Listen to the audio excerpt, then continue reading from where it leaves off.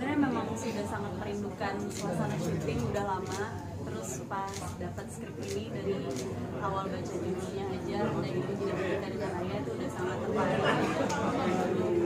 Kebayang dan pas banyak banget raya yang diteliti dalam cerita itu. Dan pas baca skripnya semakin mantap lagi. Aku langsung jatuh cinta dengan karakter Anis dan seneng banget. Ini adalah pengalaman yang sangat luar biasa untuk bisa satu film dengan mereka. Ya, such an amazing experience.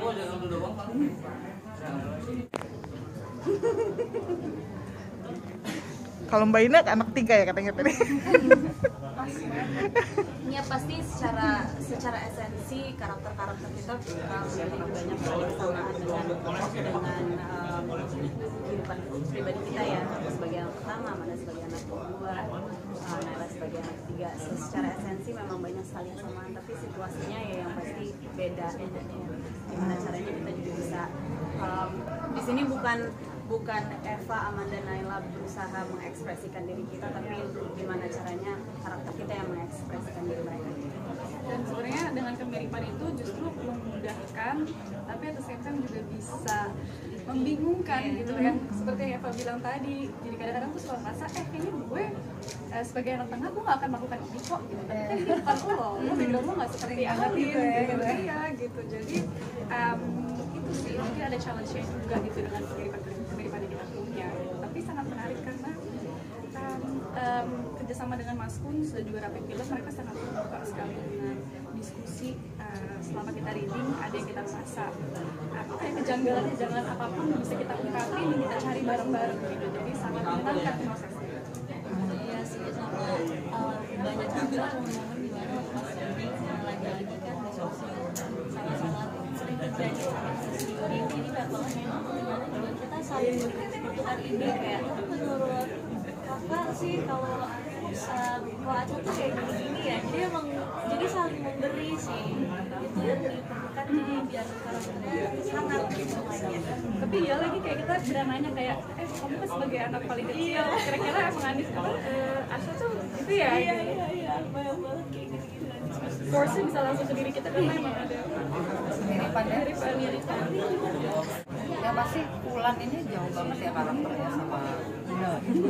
Bukan berarti sikapnya Ina nggak punya kelembutan itu, tapi maksudnya mungkin secara bereaksi dan merespon situasi Ulan ini orang yang sangat kuat. Menurutku ini nggak umum sih perempuan sekuat ini gitu ya.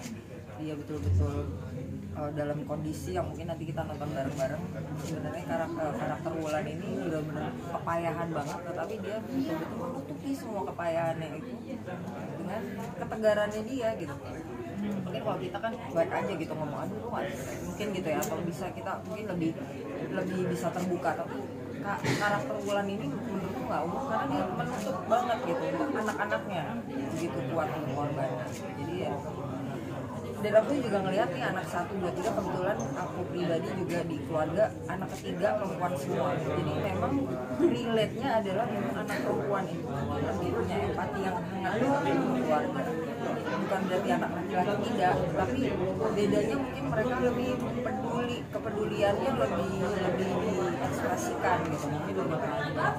Jadi relate banget ini benar-benar bertiga, dan aku juga punya anak 3 dan kita nyari duduk bareng bersama-sama beberapa minggu gitu. Ini kayak karakternya kita dialog boleh nggak di dan menyenangkan sekali Pak. Ibu asli. Ya, makanya sedikit banyak memang Wulan itu adalah ibu pada umumnya yang melindungi anaknya. Saya juga seperti itu, saya melindungi anak saya. Setegar Wulan itu kayaknya sih masih ada. Banyak sih, ada banyak. Cuma mungkin effortnya untuk menjadi Wulan yang mungkin saya nggak mampu seperti itu. Mungkin dari anak-anaknya boleh cerita Kayak gitu kalian tuh. Aku sih merasa ibu tuh sosok yang sangat tulus sekali ya, cintanya sangat tulus, dan kadang tuh malah kita lihat mereka kayak terlalu sempurna kadang-kadang, kayak maksudnya sebenarnya tuh ibu ada yang disembunyiin gak sih gitu. Dan maksudnya dari film ini tuh menarik banget karena membuat aku berefleksi kalau ya lo tuh harus ingat nyokap lo tuh juga pernah melalui masa-masa sulit dalam hidupnya gitu. dan ingetin aja sih untuk bisa lebih mengenal ibu. Iya benar. Ya sebenarnya balik lagi ke film ini, mungkin di beberapa budaya sosok ibu tuh adalah dia nggak hanya taking care of the family, tapi juga menjadi penopang, menjadi tembok, bahkan kadang di beberapa keadaan harus menjadi tulang punggung keluarga juga, gitu, tulang punggung ekonomi gitu. Tapi kita harus sadari bahwa itu juga menciptakan beban yang sangat besar gitu. Jadi sebenarnya dengan film ini harapanku adalah gimana caranya kita sama-sama bisa membayangkan dan memikirkan pola keluarga yang lebih sehat dan seimbang dan penuh kasih. Karena menurut aku banyak sekali ketimpangan dalam melihat peran orang tua. Kita lupa bahwa mereka juga manusia. Of course ya, apalagi pas reading itu pertama kali aku langsung aduh aku harus keep up nih, tapi untungnya selama proses semua chemistry itu benar-benar ngajak ngobrol, benar-benar coba gali bareng-bareng kegelisahannya apa, jadi aku ngerasa disambut banget. Dan jadi selama syuting pun aku ngerasa juga kayak nyaman, syutingnya tuh jadi ikhlas, tulus gitu rasanya. Jadi sama sosok ibu gitu kan, jadi kayak melihat ibu asli gitu. Sampai sekarang aku tuh selalu saling ya, saking terbawanya sampai sekarang aku cium tangan Saking tuanya gue. ya kayak gitu.